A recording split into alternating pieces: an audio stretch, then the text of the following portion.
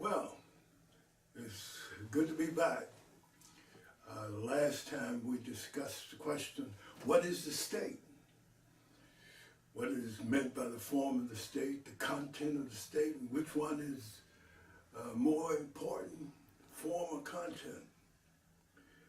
Well, this time we'll discuss one of the forms of the state that we mentioned last time. This time we'll talk about democracy, or states with a democratic form. You remember that by form, we're talking about how power, state power, is exercised. Generally, most states have a document called the Constitution, and the Constitution is generally a description of how state power or government power is exercised. Of course, there are some states who have a constitution, but they don't respect the Constitution. They do everything that the Constitution prohibits. In that case, the Constitution does not describe the form of the state. The form of the state is the pattern that emerges when the officials exercise state power. You look at those patterns. So here we're talking about perhaps a Marxist approach to the problem of democracy. And a good way to do that is to cite Marx rather than make something up about Marx and democracy. Just cite him and see what he says. I got, this is the Communist Manifesto. And one quote here, we have seen above, Marx and Engels writing, that the first step in the revolution by the working class is to raise the proletariat to the position of the ruling class to win the battle for democracy. So the first step in the revolution of the working class is to raise the proletariat to the position of the ruling class to win the battle for democracy. It's sort of unclear what that last phrase means, to win the battle for democracy. And our purpose in this talk is to throw, or try to throw, some light on this phrase, to win the battle of democracy. But notice Marx and Engels here says the first step, not the last step, you know, but the first step, the first thing you do as a Marxist, as a person participating in the revolution of the working class, is to win the battle for democracy.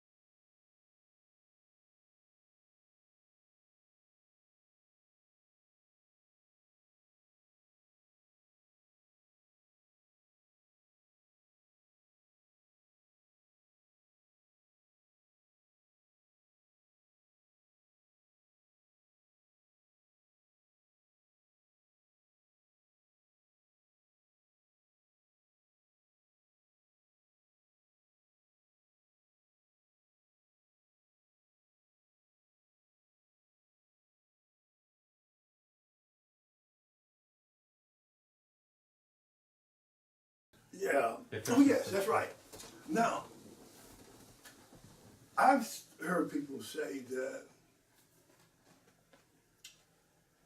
democracy here is not so much a matter of form, whether you have a legislature which passed the bill, sends it to another house of the legislature, and then sends it to the executive branch.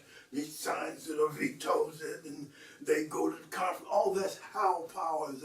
That's form, you know. But the idea, maybe here, I'm not sure, is that once the working class is raised to the position of the ruling class, the state automatically assumes a democratic form because the working class is the majority in many instances of the population, or at least larger than most other classes. So it's raising the working class to the position of the ruling class inherently establishes a state or a government or political power with a democratic form.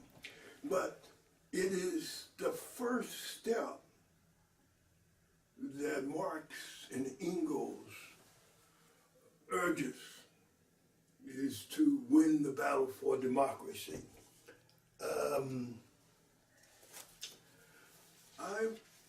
Then there's one other quote.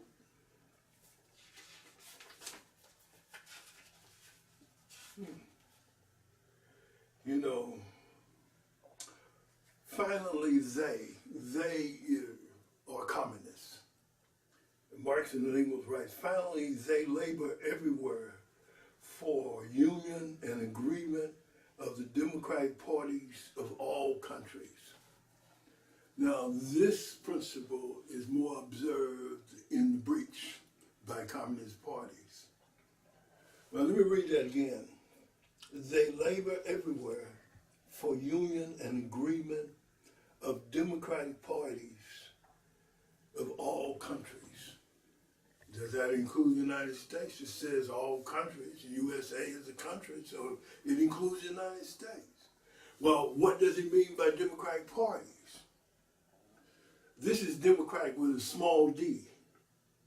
You know, it's not the Democratic Party of the U.S. or the Democratic Party of Texas or the Harris County Democratic Party. This is the Democratic Party with a small d. And what that seems to mean is that he's referring to parties which strive or struggle to establish a democracy where none presently exists, and to strengthen and preserve a democracy where one exists. But as we know, there is sometimes a violent sectarian attitude toward democratic parties, whatever they may be, you know. But I think here, notice that in the first and second quote, Marx and Engels did not mention bourgeois democracy. He said, win the battle for democracy. And so there is some kind of abstract quality about this democracy that that maybe doesn't appear to have a class content. I think what Marx and Engels meant was, or mean, is win the battle for proletarian democracy. In the U.S., in the last talk, we talked about the content of the state, and that's which class chiefly exercises state power, and for which class power is chiefly exercised, you know. In a proletarian state, the workers chiefly, not exclusively, but chiefly exercises state power. And in a proletarian democracy, the working class chiefly exercises state power for the benefit of the working class. You know. Now, in the second quote, they, the communists, labor everywhere for union and agreement of democratic parties of all countries. Marx and Engels do not specify whether these democratic parties are bourgeois parties or proletarian democratic, bourgeois democratic parties, parties seeking a bourgeois democracy, like in the United States, that the Republican Party is a Democratic Party, but they want a bourgeois democracy. They would die if there was even a small proletarian presence in their state, even at city council level.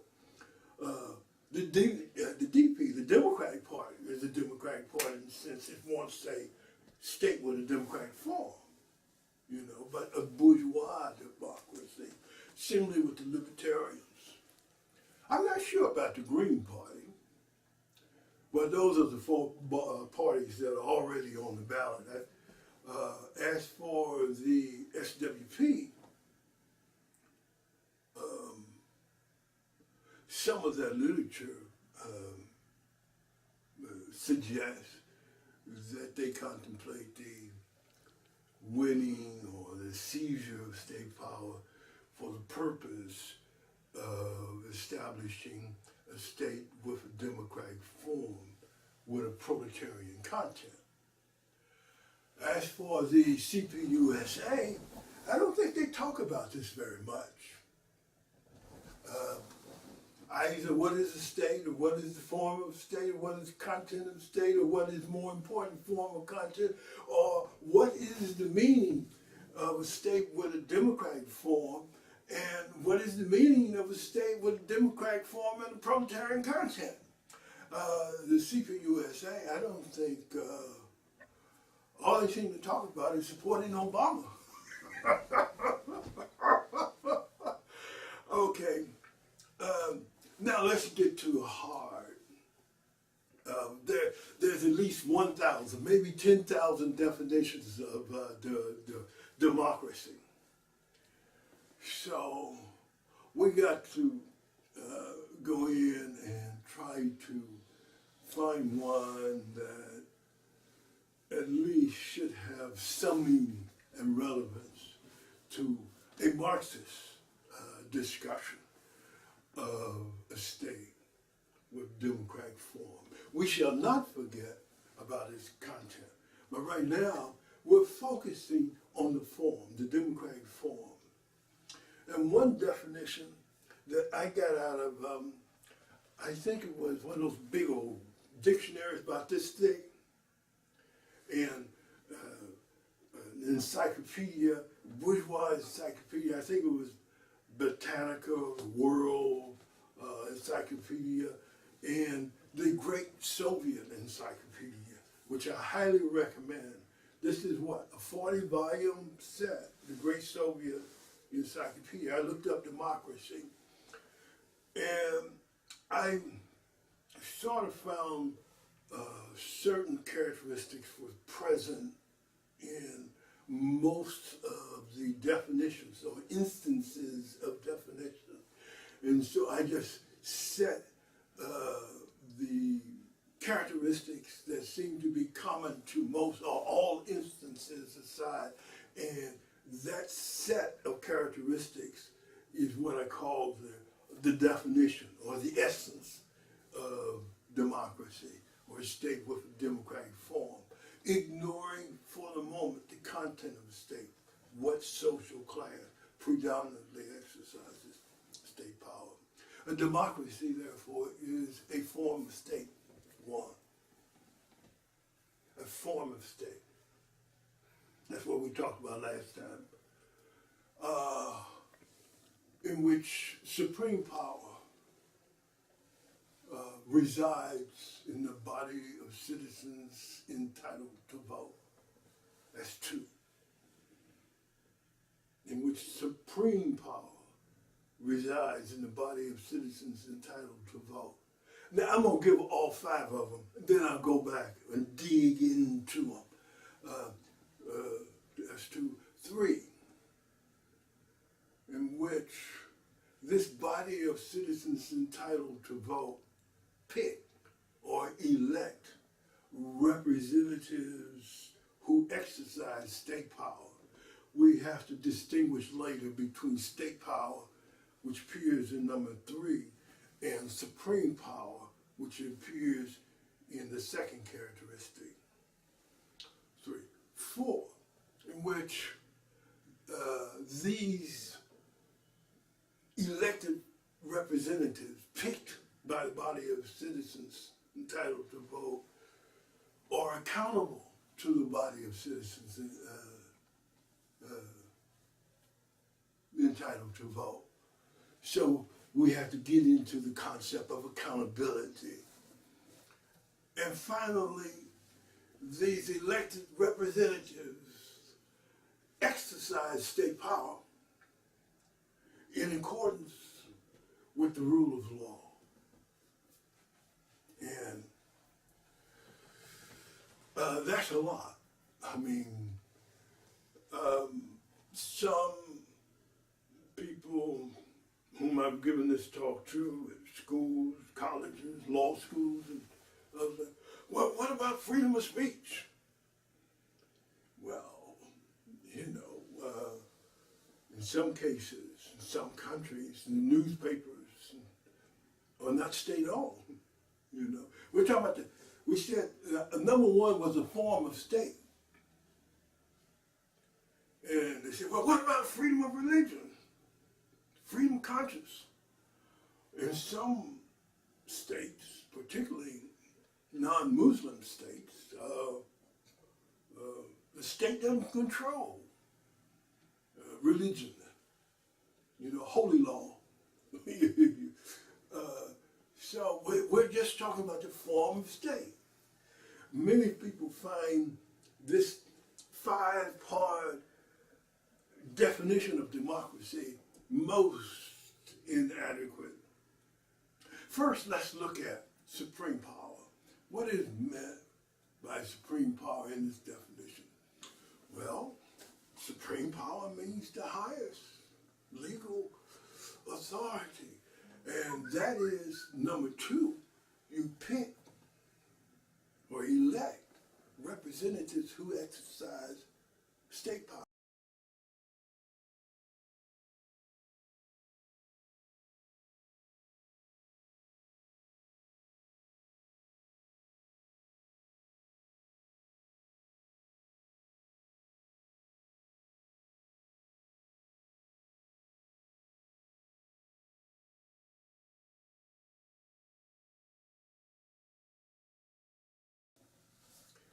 The first supreme power is who picks the top officials, usually the president, the prime minister, and so forth. That's the instance of the exercise of the supreme power. Another one, who ratifies or introduces and or introduces the supreme law. The supreme law in the United States is the U.S. Constitution. The laws passed by U.S. Congress and signed by the President, and the laws the treaties entered into by the executive power and subsequently ratified by the Congress, not the Congress, the U.S. Senate, part of the Congress. That's how much various classes have in the task of formulating and enforcing the supreme law. And with Marxism, particularly Karl Marx, we get an idea of his idea of the democratic form of state from his book, The Civil War in France, which deals with the Paris Commune, the experience, the historical experience of the Paris Commune. And Karl Marx says, well, a proletarian state, in this case the commune, must be composed of workers, chiefly composed of workers and acknowledged representatives of the working class. It's not unclear what he means, but we can sort of guess what he means by acknowledged representatives of the working class. That's the first thing, that the state, the people who exercise state power must be workers, not totally or exclusively, but chiefly. Then the second was the all state officials of senior rank can be recalled by the people who vote. Accountability there. The third was the commune was not a talking shop, but a legislative and executive, administrative at the same time. This is sort of favors a form of democracy called the parliamentary form, rather than the form that exists in the USA called the presidential form. And the fourth characteristic of Karl Marx's concept of democracy is that all of the officials are paid workers' wages. So that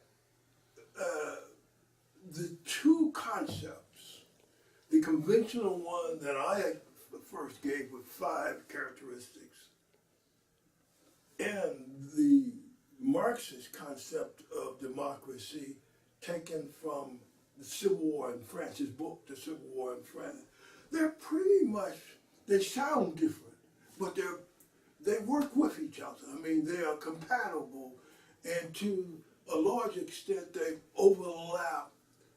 Both concepts of democracy overlap each other. Now, here's the problem. Let's do a problem that we have.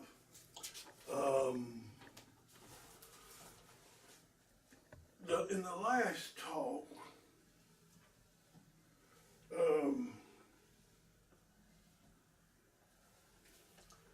we pointed out, we talk about democracy, and to a lot of people, they believe, as is taught in the Pledge of Allegiance to the bourgeois regime in Washington, D.C., that its function is to provide, how does it go? Liberty and justice for all?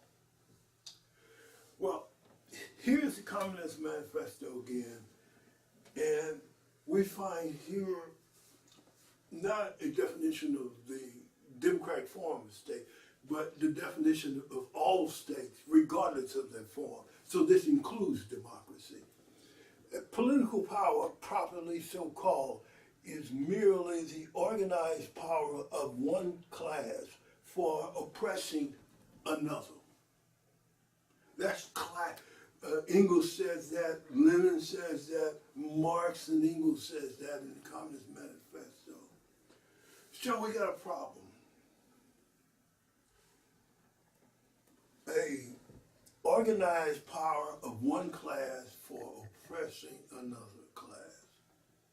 Well, that's a dictatorship. So if a state has a democratic form, democracy must be a dictatorship. Democracy is one of the forms which the state may assume in the oppression of one class by another.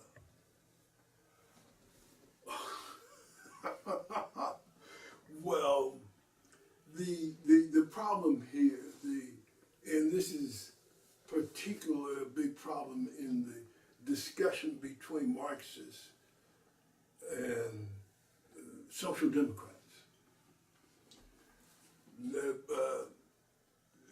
Social democrats and bourgeois democrats argue that democracy is not a dictatorship.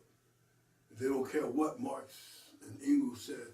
say in the Communist Manifesto that a democracy is not a form of state in which one class oppresses another. Marx and Engels here and elsewhere said democracy is just another form of class oppression. And most anarchists also take the same position as Marx and Engels, Lenin, and so forth. Well, all we have to say is that there's a conventional concept of democracy which excludes democracy from the category of dictatorships. That is a state in which one class oppresses another class. And then there's a Marxist definition of democracy, which includes democracy in as one form of state in which one class oppresses another class. And even though both of them are called dictatorships, they have different meanings. So there's no need to get into a lot of squabbling over dictatorship. If you see a person is using dictatorship in the conventional and bourgeois sense, accommodate him. If you see a person using democracy in the Marxist sense of a specific type of dictatorship in which one class is oppressed by another, use it in the Marxist sense. But there's no reason to get into squabble about my definition of democracy. The Marxist one is better than yours, the conventional one, and so forth. That kind of squabbling, which occurs a lot in political science discussions of democracy, it's just a waste of time. Now, so supreme power, we know that those entitled to vote, people say, to support Marx and Engels is interesting. So that we're told that democracy first appeared in Greece, particularly Athens, and it was, if democracy is a form of state in which one class oppresses another, in ancient Greece, the one class, is slaveholders, oppressed the slaves for over 100 years. There was a similar situation in the southern part of the USA where there was slave oppression side by side with bourgeois, in which the capitalists oppressed the workers as well as the slaveholders oppressed the slaves. So certainly most of the history of the U.S. Points to a democratic form in which there was extreme and blatant class oppression. Clearly, the democratic form in the USA has been strengthened and improved, particularly in the last 100 years, which with the inclusion of half of the population, the women of the USA, in the category of the definition called the body and citizens entitled to vote. Before, they gave the right of suffrage to the African American males before any females. They had to wait till the 20th century, 20s or something like that, before half of the population got it, the right to vote. So, supreme power that resides in the people. We know that the Marxists will never tolerate this, that supreme power resides in the people of the USA. Hey, this is a bourgeois state, a bourgeois democracy. So supreme power, the power really to pick the officials who exercise state power, and to get rid of the officials who exercise state power, and to ratify and annul the laws. All this resides in the bourgeoisie. But in abstract democracy, we talk of just the people. One of the great documents of all time is the Gettysburg Address by Abraham Lincoln in 1863, in which he says, the government of the people, by the people, for the people. But since all democracies have a class character, it's a government of a class, for a class, by a class. But of course, the lofty concept of classless democracy excludes that. They talk of the people, not even the people entitled to vote, but just the people in abstract. Two, in which democracy is a form of state in which the people entitled to vote pick or elect representatives who exercise state power. Let's say state power is any of the powers not included in the list of supreme powers. Powers to make the supreme law, pick the top officials, and the treaties and so forth. Those are state officials. Now here's the problem. The very challenging attack on the definition of democracy I've introduced. In the words in number 2, 3, 4, 5 characteristics, the word representative is used to refer to the officials, elected representatives, are picked by the body of citizens entitled to vote. That's number, I think that's number 2, yeah. Well, the problem here is that as we move toward proletarian democracy, in which the workers chiefly exercise state power and chiefly for the workers or the working class,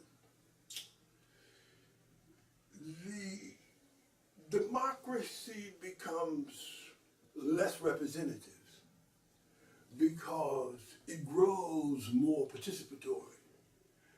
That is, we could alter characteristic number 1 from democracy is a form of state in which supreme power resides in the body of citizens entitled to vote, and add who participate.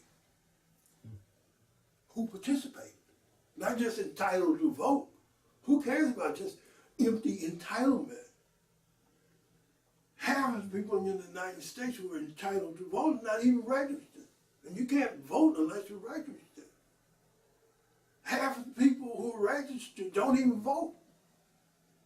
So who cares about entitled to vote?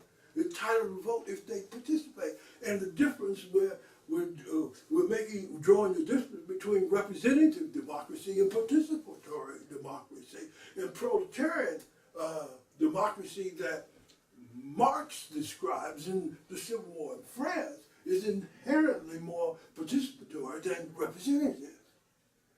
The participants effectively represent the rest of the population, the body of citizens entitled to vote. So that is the very thing. We could change number 3 or 4 to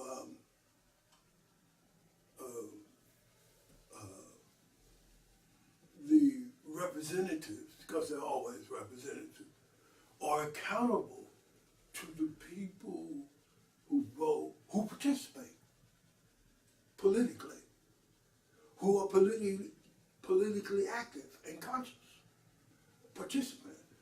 And similarly,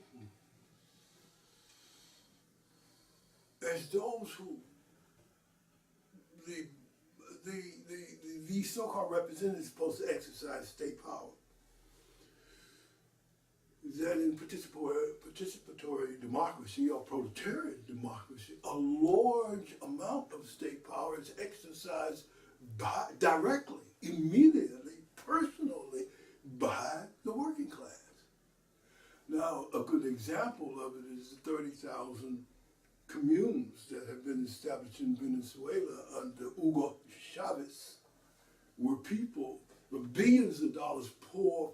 They used to go to the city governments and the parish government, go directly to these communes. And they build buildings and forms what they want. They do what they want with the money. That's participatory. A characteristic of democracy with a democratic form. I think I think it's about time to wind it down a little bit. So let me just sum it up.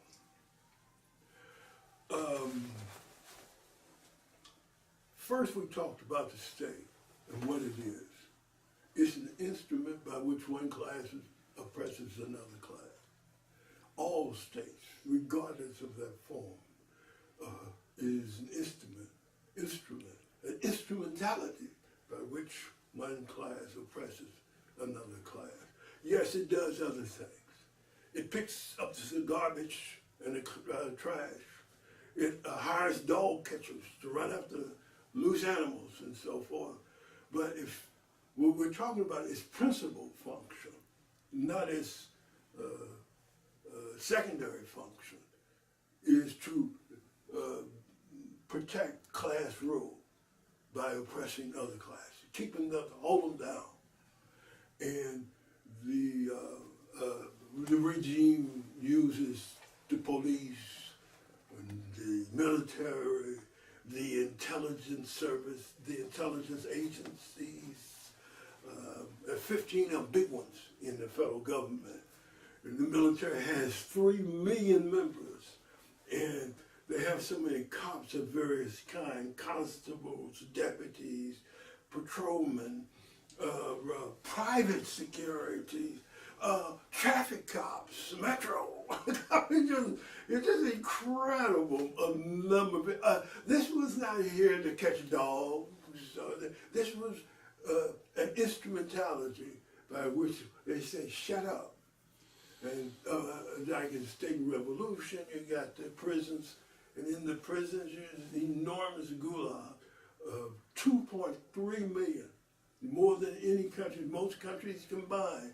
Even China with over a billion population doesn't have anywhere near, And look at the class character of the people in those gulags, overwhelmingly workers and so forth. It is, democracy does not eliminate class suppression. I'll just stop right there. Okay. I think it was a very interesting discussion, and sorry because of a technical problem with camera can't turn, but I just had an observation about the concept of democracy, how it evolved, and how Marx was thinking about it, about like an example of civil war in France.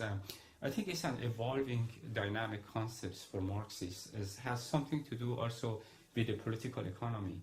Think about how it has also something to do with like how the production in society is organized in socialism, and the participatory democracy of workers in the production process and in the affairs of the society has, I think, a reference should be made to that infrastructure, the economic infrastructure on which a working class government is going to rule and govern. And I think that based on that, that economy, socialist economy that is run by the workers at their locality, it's much more possible to have a participatory democracy rather than a representative democracy, especially with the advancement of these communication tools, internet, etc. You can easily have communication between different sectors of production and other affairs of the society. People can run their lives much more directly and in a participatory way by that political economy of socialism. It's a very organic thing. It's not just a state thing. It's not just a bureaucratic thing. It also goes back to how, from the economy side, their society is owned and is run. So, Okay. Well, let me just say about that. The first part of it, that the democratic form evolves, it changes with time and so forth. Yes, but it changes in two directions. The inclusion of excluded elements in the participation of politics, political struggle, democratic affairs is a good example of some progress or improvement that the regime in Washington has made over the centuries, recent centuries and decades and so forth. But, remember the fifth characteristic was the representatives exercise state power in accordance with the rule of law. And what has happened is that the law says nobody's got a right to kidnap you. Nobody's got a right to put you in prison or jail without a right of attorney. Being charged, due process of law. Nobody got a right to torture you when you're in custody of the state. And nobody's got a right to put you in a concentration camp. That's a prison where they put you in there, but there's no prior adjudication of any guilt. You just happen to be a member of a category that's being concentrated in the camp. No adjudication. You haven't been found guilty of anything. You haven't been charged with anything. You just, because you're a member of a certain group. And nobody's supposed to murder you, just capriciously. But right now, there's a practice that's legalized under the USA Patriot Act. It's called rendition, extraordinary rendition and plain rendition. That's kidnapping. It says that the bourgeois regime in Washington, D.C. can go around any place in the world, including the United States, and render you. That means kidnap you. Put you in a cell. That there are concentration camps and prisons all over the United States and abroad. They can put you in one of the concentration camps. They admit, they don't deny it. They admit that they torture people. They just call it, under the Patriot Act, enhanced interrogation. The concentration camps are called black sites. There's a black site in Poland, Lithuania, Romania, Cuba at the Bay of Pigs, not the Bay of Pigs, Guantanamo, Kuwait, Afghanistan, Iraq. And the one in Iraq is vicious and perverse in the extreme. So is that an improvement of democracy? All this is in U.S. law. And when Obama does this, by the way, part of the USA Patriot Act says anybody who writes or talks or communicates about the exercise of power granted to the government under the USA Patriot Act commits a felony for which they can send you to jail without the right of counsel, and they can keep you there indefinitely. No trial. Now, see, that's not exercising state power in accordance with the rule of law. That's a flagrant and vagrant, brazen violation of provisions of the Constitution, particularly the Bill of Rights, civil liberties, you see. So yes, democracies evolve over time, but in both directions. Sometimes they improve, but other times they degenerate into the dictatorship, whether you mean the conventional definition or the Marxist definition. You see. What role do the poor, the unemployed, and poor meaning casually employed, temporarily employed? They're not industrial workers. They're not consistently employed anywhere, but they do have occasional work. I guess Marx would call them the reserve pool of the unemployed. The Industrial Reserve Army. The reserve army of the unemployed. Also, women who are working, but they're working within the home. They're not in the cash economy. What role do those people play in Marx? Well, the first quote I read here is that the first step of a revolution of the working class is to raise the proletariat to the position of the ruling class, to win the battle for democracy. And the workers have to raise themselves to the position of the ruling class. They either win state power if a democratic form exists, or they seize it otherwise if a democratic form doesn't exist. What makes a state proletarian is that the workers, or they constitute the class that primarily exercises state power. For example, the proletariat state in Cuba is supposed to be about 97% workers. The proletarian state in North Korea is about, there's varying estimates, and there's supposed to be a property element in Korea, so somewhere around about 80%, they say. In China, there may not be a proletarian state. The bourgeoisie has seized control of the Communist Party, and most of the top officials are millionaires.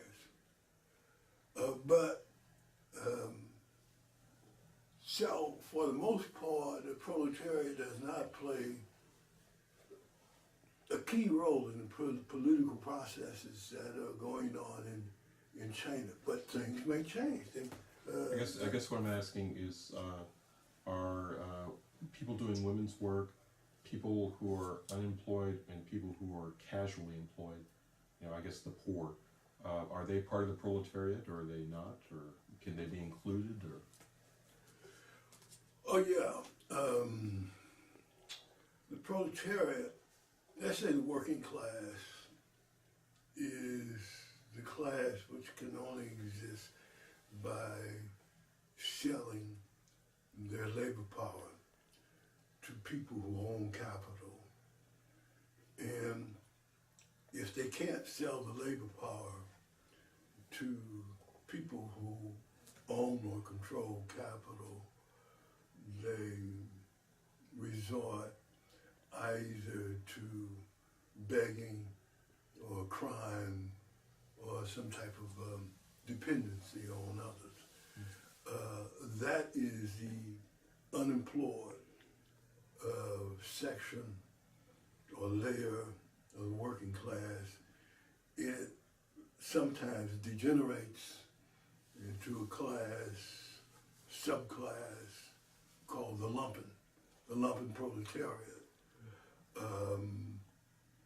people last month, the U.S. Congress refused to extend again the program for unemployed workers, unemployment compensation. And 1.3 million workers were just cut off. Some of them going to find for a while family who would help them make it over, but others are just, they plunge into the depths. Well, but some workers are tough.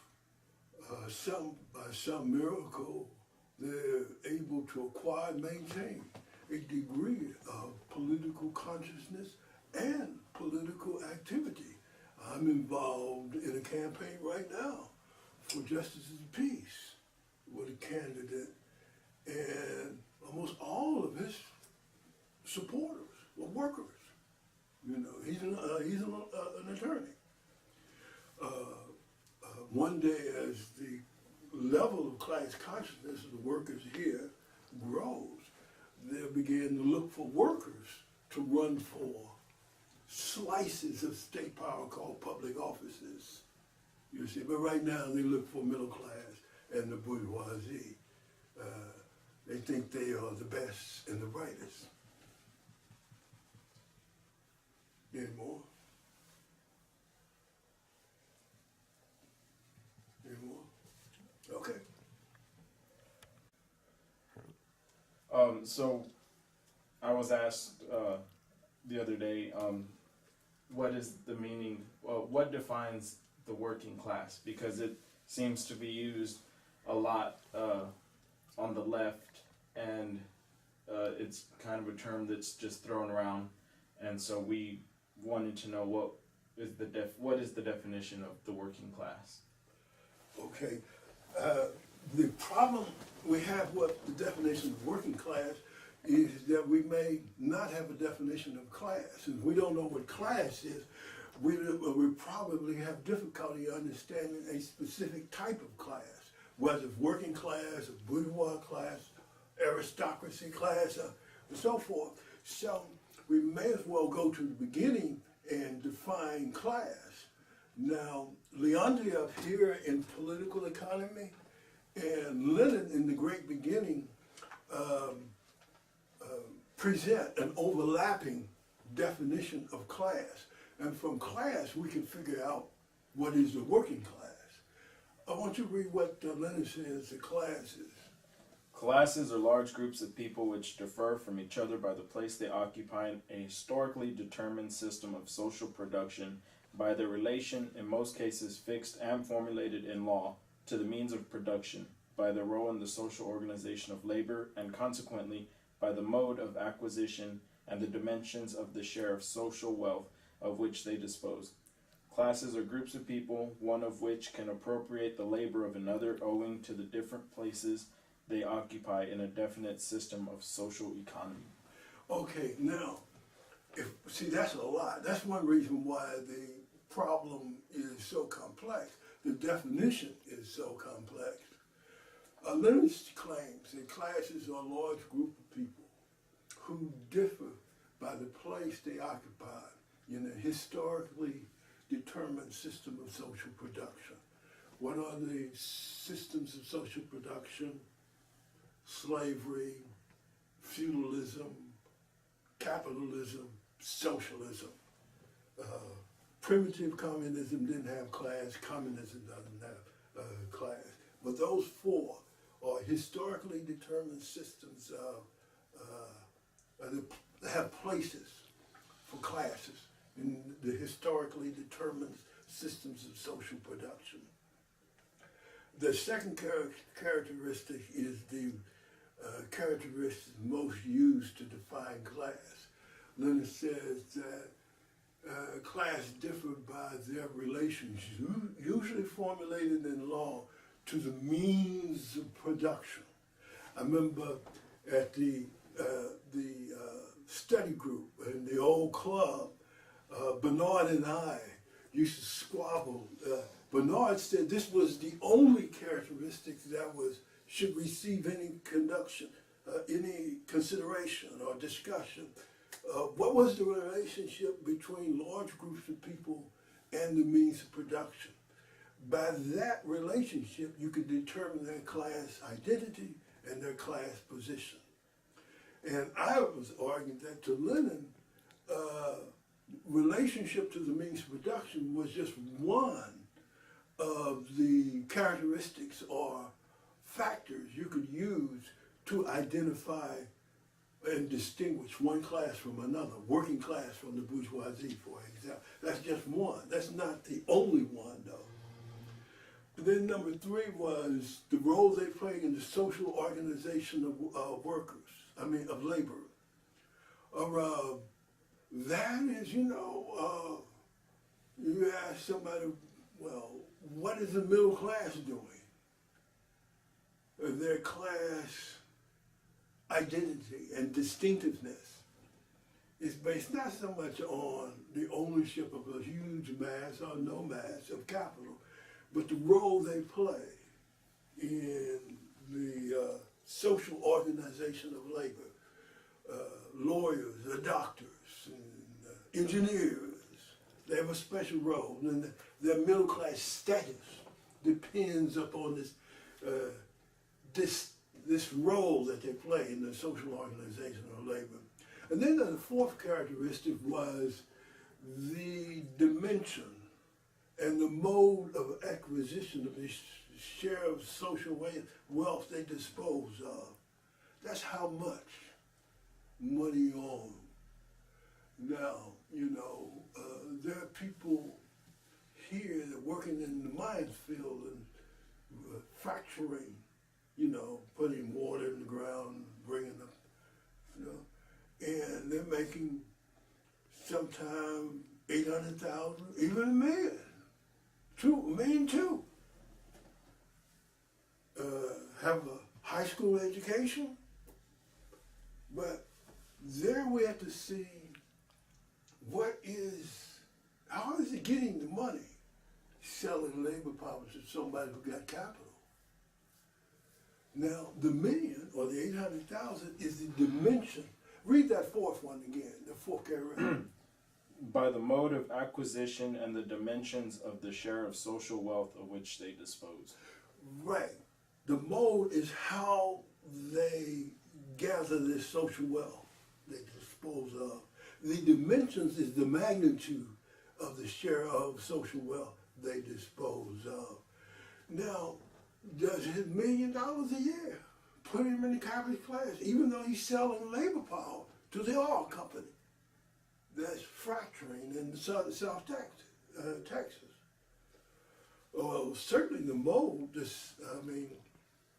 selling labor power would suggest he has something proletarian about him. But when the income is so huge, it might be wiser to include him in the bourgeoisie, So now, those four characteristics, according to Lenin, constitute the definition of class or the concept of class. So let's look at working class. Well, the workers generally exist in a historically determined system called capitalism. The worker's relation to the means of production is that he doesn't own them, doesn't control them. He uses them under the supervision and exploitation of the capitalist who owns and controls them. The role that the workers play in the social organization of labor is whatever the boss tells them to do, you do it. The boss say, go outside the parking lot, wash my car. You go out there, wash the car. All kinds of stuff. Now, the boss tells them, go pee, and take your pee to the doctor, and let him examine your pee to see if you've been taking drugs. So he goes pee. That's the role he plays in the social organization. Well, whatever the boss says. And as for the mode of acquisition of the share of social wealth he disposed of, is by selling his labor power. As to the dimension of that share of social wealth he disposed of, is somewhere around, I mean, the average household income in the U.S. today is, I think, in the 40,000 to about 55,000. That's sort of average, or median, or something like that. And so they sell that labor power.